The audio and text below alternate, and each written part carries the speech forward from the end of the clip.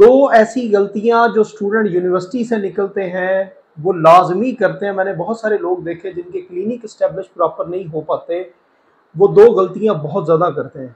पहली गलती तो वो ये करते हैं कि अपना सोसाइटी में ट्रस्ट बिल्ट नहीं कर पाते, लोगों को बता नहीं पाते कि मैं क्या हूँ। उसके पीछे एक बहुत बड़ी रीज़न है कि जैसे ही क्लिनिक खोला तो वो किताबें पढ़नी शुरू कर देते हैं। मैं शायद पहला बंदा हूँगा कि मैं रोक रहा हूँ कि गैर ज़रूरी किताबें ना पढ़ें। गैर ज़रूरी मटीरिया मेडिका, जो दिल करा नियम मटीरिया मेडिका एक लाइन से शुरू किया, एक्वानाइट से शुरू किया और जिंकम तक पढ़ते रहे। देखें, ये गलती कभी ना करें। इससे क्या मिल जाएगा आपको? आपने एक्वानाइट की भी 50 सिम्टम याद कर ली, जिंकमेट तक कर ली, पल्स्टीला की कर ली, प्लम्बोमेट की कर ली, सिम्टम आपने अपने जहन में याद कर ली।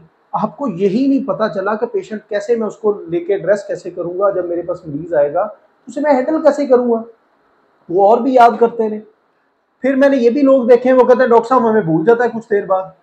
तो सर डॉक्टर साहब आपको भूलना ही है, ये कोई तरीका नहीं था ये जिस तरह से आपने पढ़ना स्टार्ट किया है। फिर मटीरिया मेडिका की आपको समझ नहीं आती, कभी एलन पे चले जाते हैं, कभी कैंट पे चले जाते हैं, कभी बोरिक पे चले जाते हैं, तो आपके लिए तो परेशानी और बढ़ती है। इसके मुकाबले में करना ये चाहिए कि आपको जिंदा किताब को पढ़ना चाहिए। मेरी मुराद है पेशेंट, मरीज को पढ़ें, मरीज को समझें। जो अल्लाह ताला ने एक मरीज आपके सामने भेजा है वो जिंदा किताब है, पहले उसको पढ़ें। उसको समझना आना चाहिए, उसकी हिस्ट्री, उसकी डायग्नोसिस, उसकी मैनेजमेंट, सारी चीज़ें पेशेंट की पढ़ें। जब आपको पेशेंट समझ आ जाएगा तो जो आपको समझ आएगी वो समझ उठा के वो तब आप मटीरिया मेडिका के पास जाएं। फिर अब जिस मर्जी मटीरिया मेडिका में चले जाएं, फिर एक में चले जाएं, दूसरे में, तीसरे में, फिर बेशक 10 मटीरिया मेडिका पढ़ लें। ये वो तरीका है जिससे आपकी जो कुछ लर्निंग होगी वो परमानेंट आपकी मेमोरी का हिस्सा बन जाएगी। अगेन मैं बताता हूँ कि जनरलाइज किताबें पढ़ना बंद करें, पेशेंट्स को पढ़ें, समझें, उसके बाद आके किताब पढ़ें। फिर आपको किताब फ़ायदा देगी, अदरवाइज किताब भी आपको फ़ायदा नहीं देगी। ये फिर परमानेंट आपकी मेमोरी का भी हिस्सा बनेगी और ग्रेजुअली आहिस्ता आहिस्ता, इसी को एक्सपीरियंस कहते हैं, ये आपके रिफ्लेक्स बनेंगे। मैंने ये गलती बहुत ज़्यादा देखी कि किताबें ही पढ़ते रहते हैं लोग, इससे थोड़ा अवॉइड करनी। दूसरी ये गलती ये करते हैं कि जैसे ही क्लिनिक खोला तो आके कहा कि जिस तरह का भी पेशेंट आएगा मैं देखूंगा।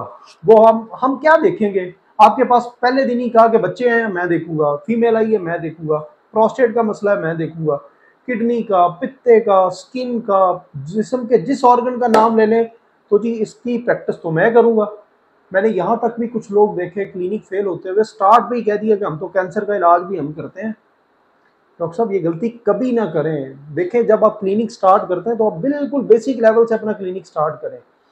आप बच्चे देखते हैं तो सिर्फ बच्चों पर महदूद रहे, फीमेल देखते हैं तो फीमेल के भी चंद एक डिसऑर्डर पे महदूद रहे। आप, बल्कि मैं यहाँ तक भी कहूँगा, आपने क्लिनिक स्टार्ट करना है तो होम्योपैथिक इंडिविजुअलिटी पे बेस जरूर करता है। आप एक डिसऑर्डर पकड़ लें, किडनी स्टोन पकड़ लें, आप स्किन की कोई एक एक्जिमा पकड़ लें, एक्जिमे पे पूरा एक्जिमा को समझ लें। आपके पास जितने भी केस आएंगे आपको समझ आ जाएगी एक्जिमा को मैंने कैसे समझना है, उसकी मैनेजमेंट भी समझ आ जाएगी, उसकी मेडिसिन, उस एक्जिमा को कैसे इंडिविजुअलाइज करते हैं। जो भी मरीज आएंगे आप उसको इंडिविजुअलाइज करने के काबिल हो गए। डॉक्टर साहब आज आप एक बीमारी से स्टार्ट करें, कल को जब ये इस पे थोड़े से आपको समझ आने लग जाएगी मरीज की भी और अपनी प्रैक्टिस की भी, एक एक डिसऑर्डर और भी ऐड कर लें, फिर 10% और ऐड कर लें, फिर 2-3 माह बाद कुछ चीज़ें और ऐड कर लें। ये वो टाइम, कुछ टाइम के बाद आप जब कुछ साल गुजरेंगे तो आपको पता चलेगा कि आप आहिस्ता आहिस्ता आपने जो जो ब्रिक रखी है, जो जो ईंट रखी है वो पुख्ता रखी है, वो जनरलाइज हमने गलतियां नहीं की। तो ये दो ऐसी चीज़ें थी जो मैंने बहुत ज़्यादा कॉमन देखी कि लोग जनरल प्रैक्टिस की तरफ फ़ौरन भाग जाते हैं, फ़ौरन उनका दिल करता है कि हनी मंसानी मैं बन जाऊँगा। डॉक्टर साहब ये ऐसा प्रैक्टिकली पॉसिबल नहीं है। तो इस चीज़ का लाजमी ख्याल रखें कि स्पेशलाइज्ड प्रैक्टिस करें, उससे आपकी प्रैक्टिस बेहतर भी होगी और आप ज़्यादा, सोसाइटी भी ट्रस्ट आप पे ज़्यादा करेगी और आपका जो एज अ डॉक्टर है वो कॉन्फिडेंस भी ज़्यादा बेहतर होगा। इसके साथ साथ बहुत सारे न्यू होम्योपैथ्स हैं जो हमारे साथ जुड़े हैं। अगर उनकी कोई क्वेरीज हो तो आप भी कमेंट्स में आप लिख सकते हैं, मैं उस पर भी आपके लिए एक डेडिकेटेड वीडियो बना दूंगा, क्योंकि मैं एक एक बंदे को फ़ोन करके मेरे लिए मुश्किल होता है कि मैं उसको गाइड कर सकूँ। तो ज़रूर इन चीज़ों का ख्याल रखें और होम्योपैथी जिंदाबाद।